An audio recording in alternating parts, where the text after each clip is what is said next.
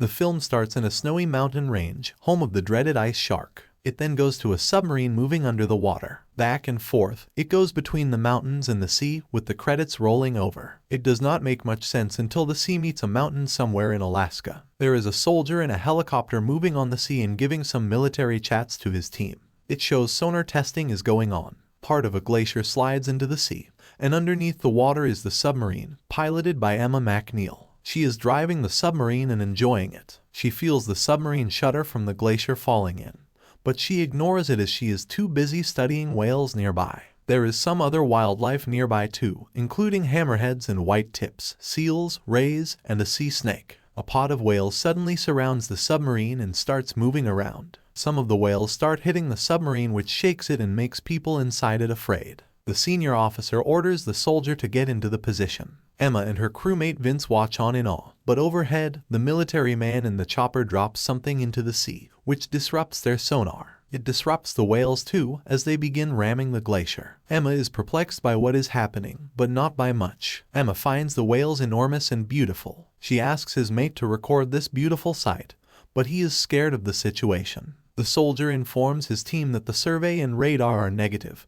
and the vast wasteland is an admiral. Vance becomes concerned when the submarine begins to shake, and he informs Emma that whales are attacking the vessel, but she does not believe him. The helicopter crashes and the sub rocks in an instant. We get our first look at our antagonists, who have been frozen in time until now. The megashark and giant octopus swim away after being freed from the ice. On the Japanese coast, some men are discussing how Japanese customs are different from American customs when the platform is rocked and huge tentacles spring out of the sea. It is all over in a flash already. A tour of the Pacific Ocean now takes them to California. Emma and Vince are discussing the whales when they notice that the beach has been cordoned off by government agents. They recognize government agents by their suits and sunglasses. The only other possibility is that they are mafiosi. Emma knows one of the scientists there, Dick, who is also wearing sunglasses despite wearing a white lab coat. There is a dead cetacean on the beach, and one of the other scientists claims it was the result of a boating accident, similar to what happened to the great white down the coast. But this was no boating accident, and Emma, for one, refuses to believe that propellers caused her injuries. She informs them that the tears in his flesh are organic rather than mechanical. Dick and Emma disagree. She is sent home by Dick with a warning about a board meeting, but Emma warns him that she will write about it. She goes to Vance and asks him what happened to him and why he did not come to meet Dick, and he replies that he is allergic to men. Vance hears their conversation.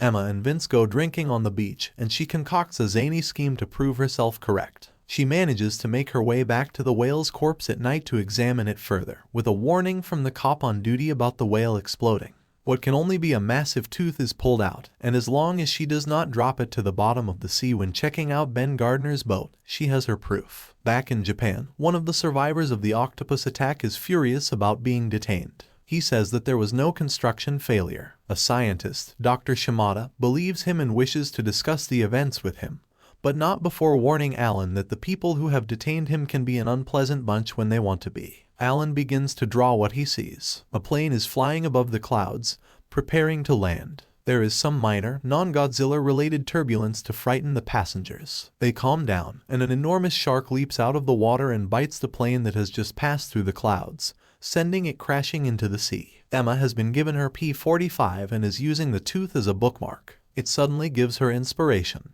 and she begins typing on her computer. She goes to meet Professor Sanders. Professor Sanders remembers Emma fondly and tells her not to worry about the feds following her. She wants to show him something to get his opinion. Emma and the professor study the tooth. I'm half expecting a montage to break out, perhaps with them getting ice cream, trying on different hats, and having a water fight before falling exhausted into each other's arms. The reality isn't quite that simple. While Emma looks through a microscope, the professor makes them both a cup of tea and shakes some red liquid. After a lot of research and running data through the computer, they realize they're dealing with a massive tooth. The tooth had a lifespan of 18 million years. The professor says that it likely comes from a megalodon, but Emma refuses to believe it at first, despite literally seeing one on the ice. The professor explains that he saw a monster in his previous life working for the Navy but knew nobody would believe him. At that moment, he gets a call from Dr. Shimada. Shimada arrives in San Francisco, and it shows firsthand the different cultures at work as Shimada bows while Sanders shakes his hand.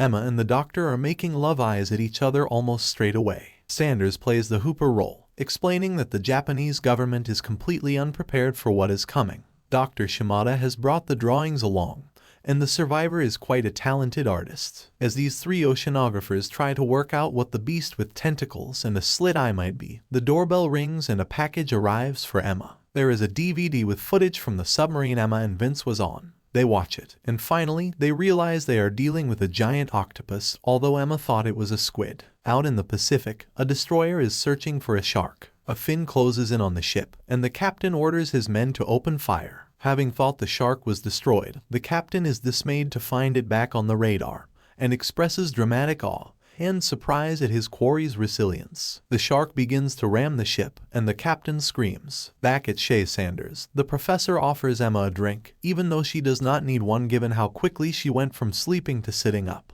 As he goes to get the doctor a drink, a group of men with guns burst in, and the professor gives the impression that he has dealt with such situations before. The three are detained at a place called Treasure Island and spoken to by Alan Baxter. LJS threatens Shimada with forced harikari and mocks Emma. He is complimentary towards the professor as he made claims about the existence of monsters years before. Long John Slither wants the trio to find solutions, as they cannot have Sharkzilla owning the sea. He then uses racist terms about the British and the Spanish to prove his argument before pointing out that he is an equal opportunity racist, which still means he is a racist, so it is odd that he would point it out like it is an improvement. It does set up the doctor and the professor for a line about Megalodon being an equal opportunity eating machine, and Emma takes the chance to show that there is more than one culprit. They have a plan to trap the creatures in Tokyo Bay and San Francisco Bay, respectively, but need to figure out how to lure them in. There is another science montage, and then the doctor gets to know Emma a little better. The pair kiss, seemingly forgetting for a moment that the professor is behind them. Emma then decides to go for a walk, and Shimada follows. Emma pours more liquid into a jar,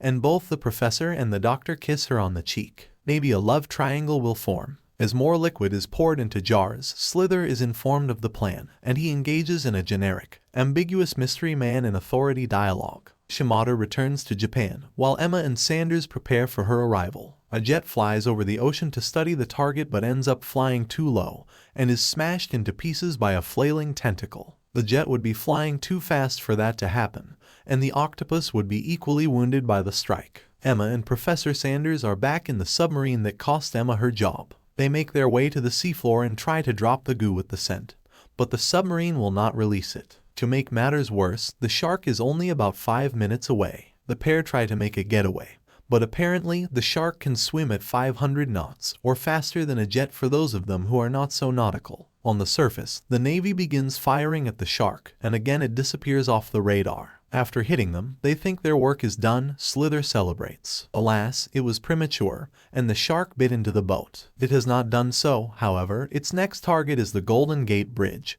and the shark bites into it, creating a huge hole. To make matters worse, the shark has vanished again. Over in Tokyo, Shimada has had similar luck, angering the octopus and escaping. Slither goes to the leader and threatens to shower the place with nukes, but the scientists point out the stupidity of such an act. The three say that this must not happen as LJS is on the phone with the Pentagon, but Shimada suggests they get some rest because it's not as though time is of the essence. The idea of Emma works. Emma has a crazy dream, and she wants to have the two creatures fight in a boxing match, or, failing that, just your everyday battle of the Leviathans. To get them to fight, the scientists will use the scent to lure the creatures in again. The evidence they use does seem to suggest that the Ice Age just happened one day, hence the two getting frozen in place while they were fighting. This is not how the weather works. The scientists are on their respective submarines, and Emma is using her intuition to inform the submarine crew about where the shark is going. Before Emma is summoned to the bridge, the musketeers quote Julius Caesar to each other, and the lovers bid each other farewell. Some Russians are under attack somewhere close by,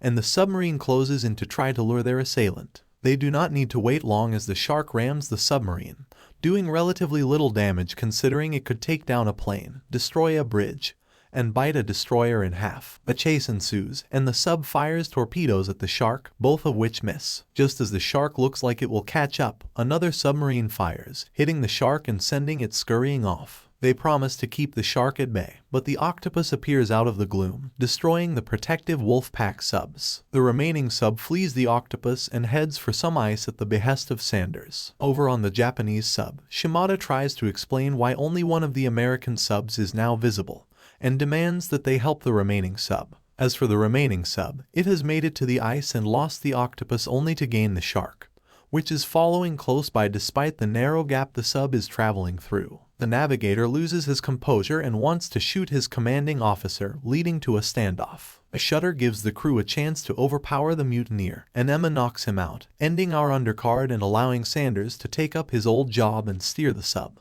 They fire another torpedo at the shark, and this lands a direct hit. However, the shark now sells it and carries on chasing it. Just as all hope seems lost, the octopus's entrance hits and its tentacles grab the shark. The octopus immediately has the upper tentacle, and it looks as though it is going to choke the shark out when it gets a little too close to the shark's mouth. The shark bites, tearing off part of its limb, and the octopus lets go, relinquishing control of the fight. The squid inks the shark's face, and the two circle each other. The sub is hit, and the shark shifts its focus to the tin can full of people. It swims for a moment with the sub in its mouth before Sanders can free them. As the shark pursues them, Sanders and Emma realize they must enter the mini-sub to complete their mission, and Slither joins them. It could not come at a better time, because the shark bites them in half the moment they emerge from the sub. When the Japanese sub appears and fires to distract the shark, it turns its attention to the mini-sub. Unfortunately for Shimada, the octopus was nearby and disabled the sub. Emma insists on going to help the sub, much to the chagrin of Long John Slither. They forget what they are doing, though, as round 2 between the shark and the octopus has begun. The creatures go back and forth, with the octopus losing more limbs but seeming to keep the shark wrapped up. And the two creatures begin to sink, still wrapped up with one another but either dead or exhausted. Shimada's voice speaks over the radio, and Emma smiles. Emma and Shimada sit on a beach, discussing their future together when Sanders appears with a red document. Another chance of a lifetime has come up, this time in the North Sea. Excited, Emma and Shimada agree to go, and the gang is off on another adventure, just as the still sinking squid waves us goodbye.